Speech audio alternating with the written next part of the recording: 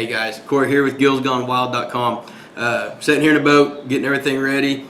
We're going to head out tomorrow, go down to Table Rock and do some bed fishing. So one of the things, we've just got done shooting a video on modifications I do to a frog before I fish with it. And as I keep digging through here and getting that stuff to rig up for bed fishing, I thought I'd do a video real quick and show you guys how I rig a tube. And it's worthy of a video because a tube is one of the most popular bed fishing baits there is. But like the frog, the tube also has some bad characteristics, such as hookup ratio and stuff like that. It's just a big fat bait with a lot of plastic to get in the way of your hook as you're trying to set the hook on a fish. And there's a real simple tip to this that has pretty much alleviated that problem altogether for me.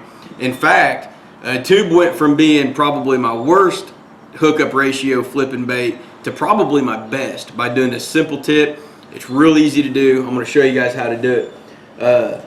All you need is a pair of scissors, and what you're going to do is come in on this. Here's a smash tube from Berkeley, so it's flat on two sides, but it doesn't matter whether it's a round tube or you got the double dip tubes and all that stuff. It doesn't matter what tube it is. I'm going to come in here on one side, and I'm going to, with scissors, I'm going to cut up about halfway or a little better up the tube. And what I'm wanting to accomplish by that, when I rig it up, so you can see here I got a trocar tube hook, and I'm going to come through the nose of the bait, and I'm going to come down, and the side that I put the slit in, the slit's right here. So that's the side I'm going to put the hook back through. And what I'm going to do is I'm going to put the point of the hook's going to go through the slit that we cut, and then I'm going to bring it back out the back side. And by doing that, of course, I'm going to Texpose it just like that. And by doing that, you've got rid of one layer of plastic that hook's going to have to go through.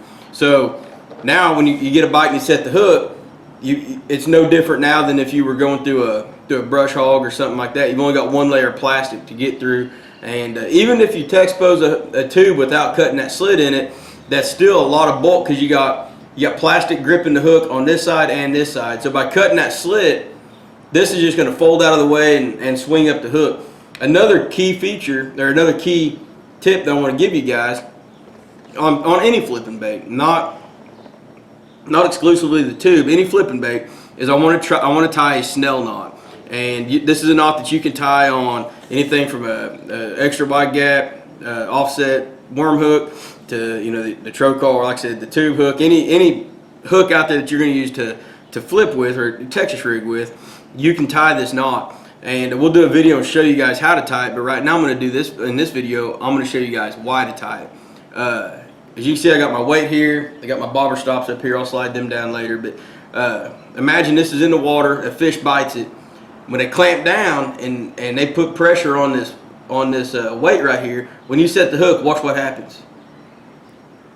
As you guys can see,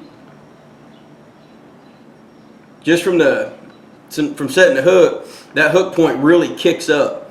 And what will happen is when you do this, if you guys aren't using a snell knot right now and you go to it, you're going to notice that you're going to start hooking a lot more fish in the roof of the mouth, right there in that hard spot, around the nose and that bone. And once you get them stuck there, they're not coming off. In fact, a lot of times you got to use pliers to get them off. So if you guys are having problems when you're flipping, whether you're sight fishing or flipping, it doesn't matter. But if you're having problems with skin hooking fish, you'll notice, a lot of times when you lose fish, it's from skin hooking them. You'll set the hook and that bait's shooting out of their mouth so quick that the only place you get a hook in them is right out towards the outside of the mouth, and very rarely is it in a good part. Most of the time when that happens, it's up there in the corners where that's paper thin and it's real easy to rip out.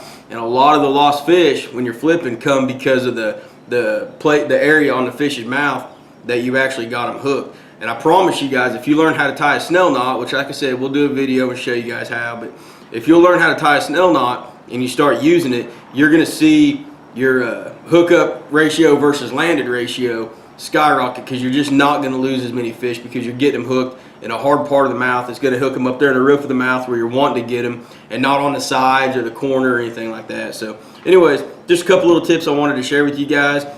For more product reviews, how-to videos, tips, tricks, everything else, check us out over there at GillzGoneWild.com. Thanks.